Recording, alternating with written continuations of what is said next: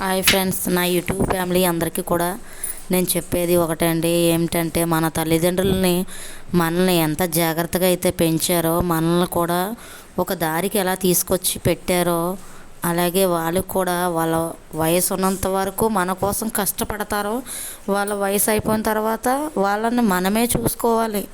కొడుకులు ఉన్నది వంశం కోసమే కాదు, అలా అని వారి స్వార్థం కోసం వాళ్ళే చూసుకోవడం అది కరెక్ట్ కాదు. కానీ వాళ్ళు మనల్ని ఎంత జాగ్రత్తగా అయితే పెంచారో, వాళ్ళు కూడా రేపొద్దున కాలు చేయ వంగిన తర్వాత వాళ్ళని కూడా చూడడం మనది కూడా అంతే పద్ధతి. కానీ నేను చెప్పేది ఏంటంటే, నాకు ఇద్దరు అన్నయ్యలు, నేను ఒక్కదాన్ని. వీడియోలో కనిపించే ఆమె మా అమ్మ మా నాన్న. మా అమ్మ పరిస్థితి కళ్ళు కనిపించవు సరి కదా. తర్వాత బ్రెయిన్లో బ్లడ్ క్లాట్ అయిపోయింది. తర్వాత పక్షవాతం వచ్చింది. తను ఎటు లేవలేని పరిస్థితి. వాళ్ళు ఎటు కూడా పనికి వెళ్ళలేరు. మా అమ్మ లేకపోతే మా నాన్న లేడు, మా నాన్న లేకపోతే మా అమ్మే లేదండి. మా అమ్మకి మా నాన్న ప్రతి క్షణం దగ్గర ఉండాలా, ప్రతి అవసరానికి కూడా. నేను చెప్పేది ఒకే ఒక విషయం అండి. అది ఏంటంటే, మన అనుకున్న నేను చెప్పేది ఇదేనండి. ప్రతి ఒక్క అన్నయ్యలు, ప్రతి ఒక్క అక్కలు మీరు బాధపడద్దు. అన్నయ్యలారా, మన కోసం ఎంత కష్టపడ్డారో వాళ్ళ వయసు ఉన్న చేపును, అలాగే వాళ్ళని చివరి క్షణాల్లో వదిలేయడం మనదే కరెక్ట్ కాదు. నేను చెప్పేది ఒకే ఒక విషయం ఏంటంటే, అది నా జీవితంలో జరిగింది. మా అమ్మ నాన్న బాగా ఉన్నంతసేపు, కష్టపడినంతసేపు కూడా వాళ్ళ విలువ వాళ్ళు తెలుసుకోలేకపోయారు. డబ్బు ఉంటేనే మనుషులు అన్నదే ఒక్కసారి కూడా గుర్తు తెచ్చుకోలేదు. రేపొద్దున నా కొడుకులు నన్ను చూస్తారు అన్న మాట మీదే వాళ్ళు ఉండిపోయి, కొడుకులకంతా పెడితే ఏ కొడుకు ఎవరు చూడట్లేదండి. ఈరోజు ఎవరు కూడా గెంజైన పరిస్థితి అండి మా అమ్మ నాన్నది. దయచేసి అన్నయ్యలారా, మీ అందరికీ నేను ఒకే ఒక్క విషయం చెప్తున్నాను.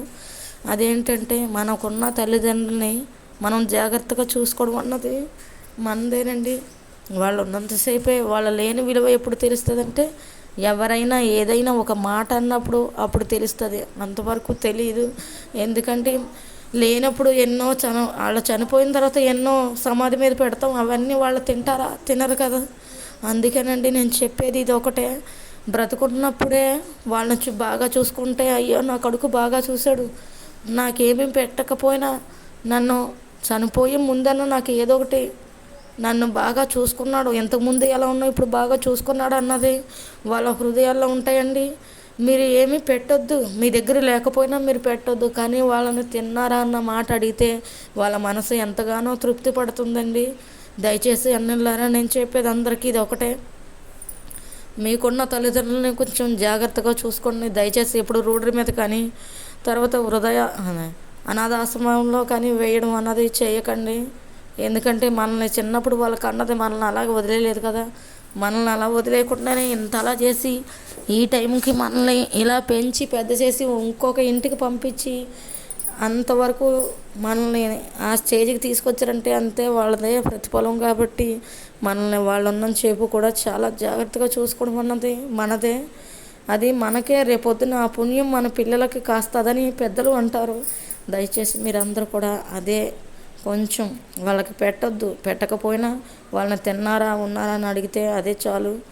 ఎందుకంటే వాళ్ళ మనసులో కొంచెం నేర్చిపడిపోయిన వాళ్ళలో కేవలం అదే ఉంటుందండి. మా అమ్మ మనసులో కూడా అదే ఉంది. దయచేసి అన్నలారా, నన్ను క్షమించండి తప్పుగా మాట్లాడితే.